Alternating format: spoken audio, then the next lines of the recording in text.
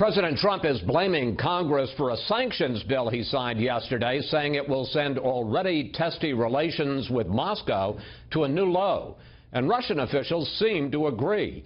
Chief Washington correspondent James Rosen looks at the situation tonight from the State Department. It's an honor to be with you. Thank you.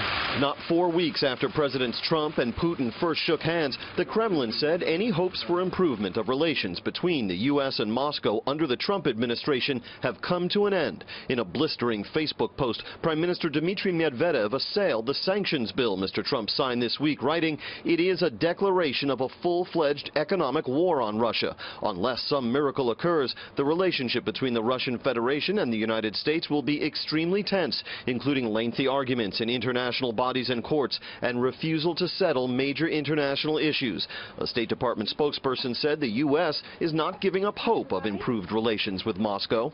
Certainly our relationship is at a low point, but we have to find areas of mutual cooperation. Asked repeatedly if the sanctions measure was an act of war against Russia, Nauert declined to say it was not. If that is what Russia is saying, you know, Russia is certainly entitled to say that, and that's as far as I'm going to go. I'm not going to take the bait on that. Medvedev's post also appeared calculated to prey on what the Russians perceive as President Trump's vanity and sensitivity to insult, with repeated references to his, quote, humiliation and weakness in his dealings with Congress. Medvedev also predicted lawmakers will move to impeach the president. They will ultimately aim to remove him from power. A non-systemic player has to be removed. They're trying to provoke our president. This is classic Russian misdirection and disinformation. And one of the things that we need to be doing here in the United States of America is talking about what is our counter disinformation strategy.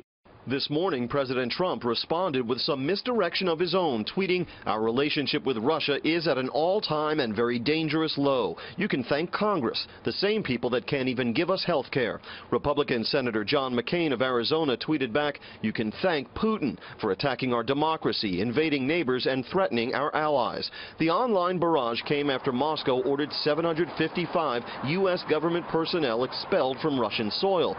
And while U.S. officials have suggested that number is inflated, the implications remain serious. Look, I like to quote the boss. He said, "In theory, we would like to have better relations with Russia." But he added, "Right now, it doesn't seem likely. After the expulsion of our diplomats, it seems even less likely."